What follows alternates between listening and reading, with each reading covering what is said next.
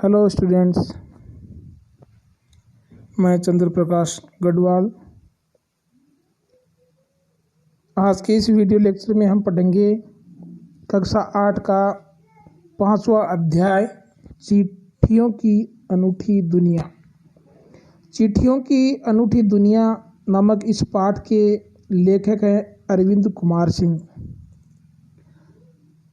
हम इस पाठ को प्रत्येक गद्यांश वाइज पढ़ेंगे और उसकी व्याख्या करेंगे और व्याख्या के साथ साथ इसके प्रश्नोत्तर भी करेंगे। तो व्याख्या देखते हैं गद्यांश 1 की। तो सबसे पहले हमें गद्यांश पढ़ रहे हैं कि पत्रों की दुनिया भी अजीबोगरीब है और उसकी उपयोगिता हमेशा से बनी रही है। पत्र जो काम कर सकते हैं वह संचार का आधुनिकतम साधन नहीं कर सकता। पत्र जैसा संतोष फोन या एसएमएस का संदेश कहाँ दे सकता है। पत्र एक नया सिलसिला शुरू करते हैं और राजनीति, साहित्य तथा कला के क्षेत्रों में तमाम विवाद और नई घटनाओं की जड़ भी पत्र ही होते हैं। दुनिया का तमाम साहित्य पत्रों पर केंद्रित है और मानव सभ्यता के विकास में इन पत्रों ने अनूठी भूमिका निभाई है। ये आपको आपकी पाठ्य पुस्तक के प्रश्न नंबर 23 पर मिलेगा। तो अब इसके हम कठिन शब्दार्थ हैं वो देख रहे हैं। दुनिया, संसार, अजीबोगरीब, विचित्र या आश्चर्यजनक, उपयोगिता, जरूरत, आधुनिकतम यानी सबसे नए या नवीनतम हम कह सकते हैं, संतोष, चैन, सिलसिला, कर्म, तमाम, बहुत से, सभी, विवाद, भिन्न भिन्न मत, जड़, कारण, केंद्रित, एक बिंदु पर आधारित होना, विकास, उन्नति, अनूठी यानी बेजोड़ या अनोखी, और भूमिका यानी योगदान।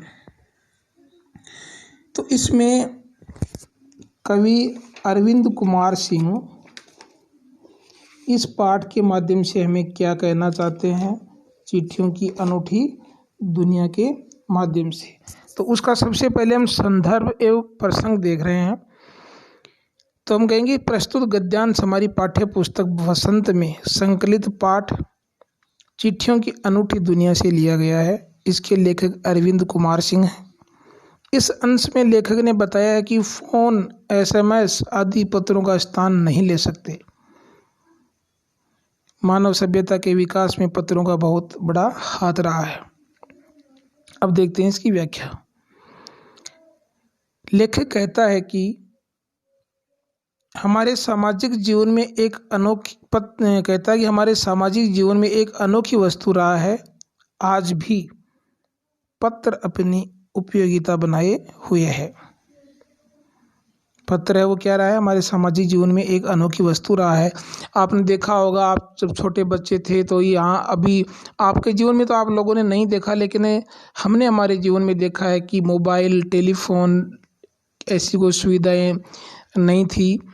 तो पत्रों के माध्यम से ही अपने विचारों को हम एक दूसरे व्यक्ति के पास पहुंचाते थे, वो भी अपने विचार पत्रों के माध्यम से ही पहुंचाते थे।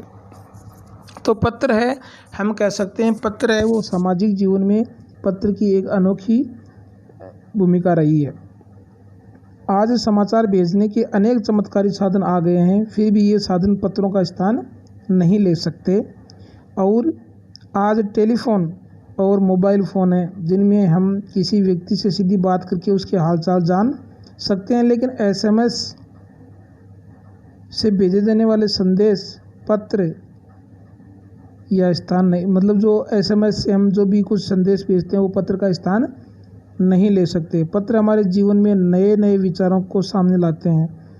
राजनीति, साहित्य और कला आदि के क्षेत्रों में तरह तरह के नए विचार और घटनाएं सामने आती हैं। संसार भर में रचा गया साहित्य भी पत्रों के सामने रख कर चला है।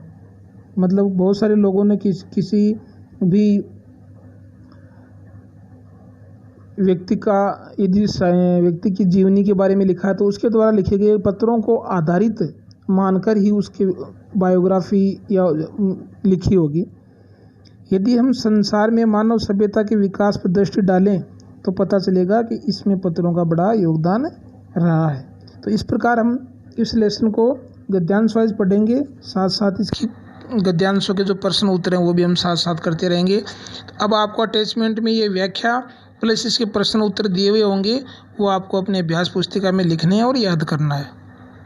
धन्यवाद।